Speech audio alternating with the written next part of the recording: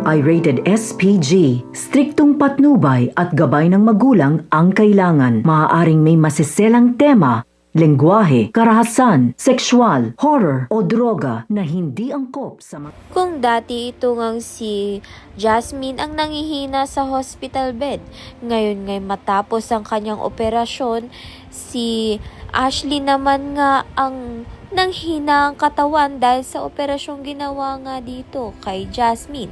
Kaya naman nga tinalaw ni Jasmine at ni Marge ito ngang si Ashley na nanghihina na nga.